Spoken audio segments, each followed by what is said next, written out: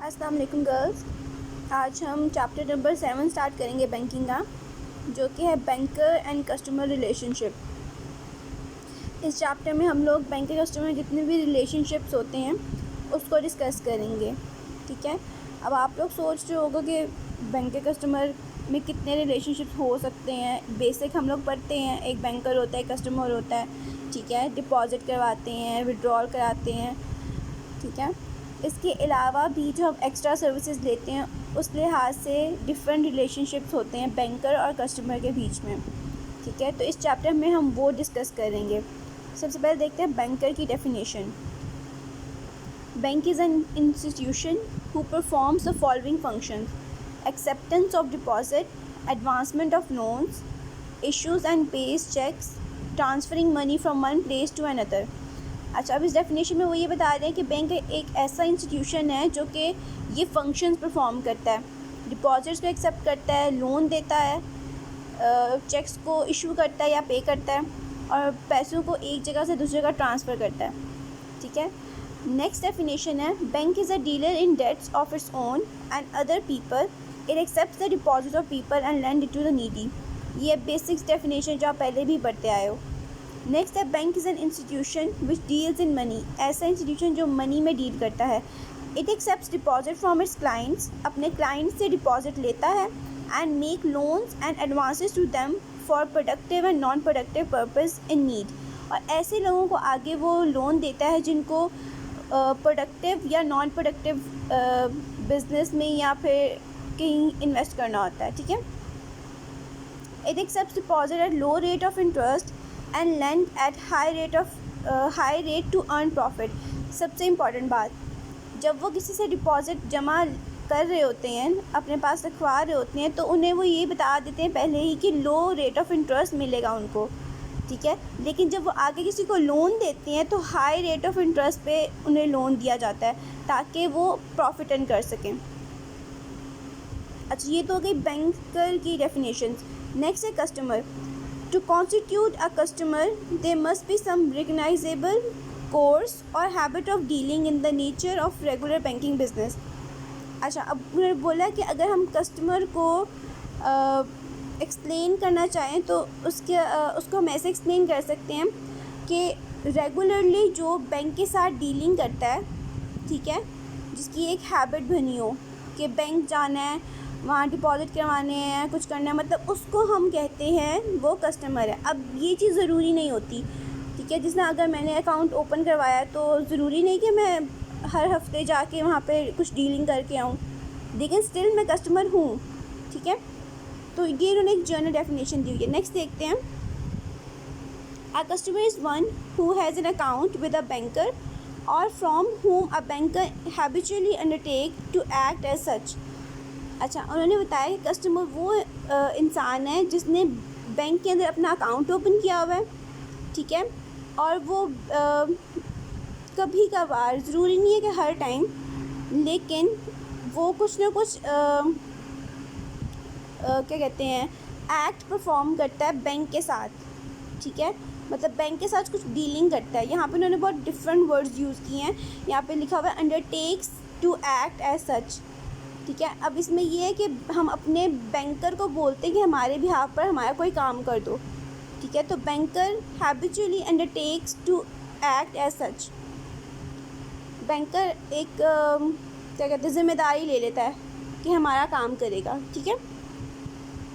अच्छा, नेक्स्ट है customer is a person who has some sort of account, either deposit और current account, अब और similar relation with a banker. Customer वो है जिसका किसी भी किस्म का अकाउंट होगा, डिपॉजिट, करंट, कोई भी अकाउंट हो सकता है, और उसका एक सिमिलर रिलेशन होगा बैंकर के साथ। ठीक है।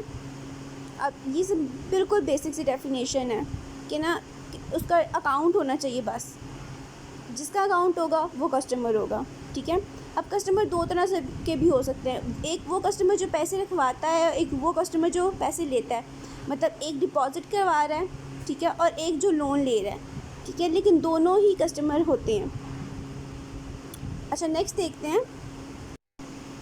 अच्छा, नेक्स्ट है relationship between banker and customer. The main kinds of relationship between banker and customer are as follows. Types of relationship. अच्छा, यहाँ पे उन्होंने एक फ्लो चार्ट दे दिया हमें. सबसे पहली हेडिंग उसकी है टाइप्स ऑफ रिलेशनशिप, और उसके बाद 2 हेडिंग्स आ गई हैं, बेसिक रिलेशन और अदर रिलेशन. सबसे पहले देखते हैं बेसिक रिलेशन. बेसिक रिलेशन में आ जाता है बैंक. अच्छा, यहाँ पे ऐसे 2 उन्होंने बता दिए. बैंक और कस्टमर का रिलेशनशिप है. पहले पार्ट में बैंक डेटर है और कस्टमर क्रेडिटर है. ये देखें, यहाँ पे बैंक डेटर होगा, कस्टमर क्रेडिटर होगा, और दूसरे पार्ट में बैंक क्रेडिटर होगा और कस्टमर डेटर होगा. इसको हम आगे पढ़ते हैं जहाँ पे उन्होंने डिटेल से इसको डिस्कस किया गया. अच्छा, यहाँ पे नीचे आ जाते हैं बेसिक रिलेशनशिप. यहाँ पे आ जाते हैं. यहाँ पे सबसे पहले बताया गया डेटर और क्रेडिटर को एक्सप्लेन किया गया. The relation between a banker and his customer is primarily of a debtor and creditor which can be explain in the following वे. अच्छा, नॉर्मली उन्होंने हमें बताया कि बैंकर और कस्टमर का जो रिलेशनशिप होता है वो डेटर और क्रेडिटर का होता है. किसी ने एक दूसरे के पैसे लेन देन मतलब करना होता है, ये लाजमी है. किसी ने पैसे देने हैं, किसी ने पैसे लेने हैं, ठीक है, ये प्रोसेस चल रहा होता है. अच्छा, अब उन्होंने बताया है कि ज़रूरी नहीं है कि बैंक ही डेटर हो और कस्टमर ही क्रेडिटर हो. ऑपोजिट केसेस भी हो सकते हैं. अब जो हमारा फर्स्ट पार्ट है, जो फर्स्ट पॉइंट है हमारा, इसमें उन्होंने बताया गया कि बैंक इस केस में डेटर है और कस्टमर क्रेडिटर है. ठीक है, अब कैसे, इसको हम रीड करते हैं. When a customer deposit money in his account, जब एक कस्टमर अपने अकाउंट में पैसे जमा करवाता है, the money is to be considered as the money of depositor. अब जाहिर सी बात है, जब पैसे जो जमा करवा रहा है वो उसके पैसे हैं. So he has the right to withdraw it any time as per the rules of bank. Bank के रूल्स को नज़र में रखते हुए वो अपने पैसे कभी भी बैंक से निकलवा सकता है. Here the bank is debtor and customer is creditor. अब यहाँ पर उन्होंने कहा है इस केस में बैंक डेटर होता है और कस्टमर क्रेडिटर होता है. अब डेटर वो होता है जिसने किसी के पैसे देने होते हैं. अब हमने पैसे रखवाए बैंक के पास, ठीक है, मेरा जब भी दिल चाहेगा मैं जाके अपने बैंकर से बोल सकती हूँ मेरे पैसे दें मुझे, ठीक है, और वो मुझे दे देगा. तो बैंक हो जाएगा डेटर, उसने पैसे देने हैं, और कस्टमर क्या है, क्रेडिटर, जिसने पैसे लेने हैं. ठीक है. अच्छा, ये तो हो गया फर्स्ट पॉइंट, फर्स्ट रिलेशन हो गया जो बेसिक रिलेशन है. अच्छा, इसी का ऑपोजिट सेकंड पार्ट जो है वो है बैंक क्रेडिटर और कस्टमर डेटर. अच्छा, इसमें वो ये बेसिक रिलेशन वो है जो हम नॉर्मली पढ़ते आए हैं, ठीक है, लेकिन हमने उसको इसका डेटर और क्रेडिटर की टर्म में एक्सप्लेन नहीं किया था. अच्छा, इस केस में ये है when a customer takes loan from a bank और avails overdraft from the bank, then the bank is a creditor and customer is a debtor in this relation. अच्छा, अब उन्होंने बोला कि अगर दूसरा केस ऐसा हो कि हम लोग बैंक से लोन ले लें, अब केस ऑपोजिट हो गया ना. अब मुझे बैंक को पैसे देने हैं और बैंक ने मुझसे लेने हैं, तो इस केस में बैंक क्रेडिटर हो गया और कस्टमर डेटर हो गया. ठीक है, अब कस्टमर ने पैसे देने हैं और बैंक ने लेने हैं.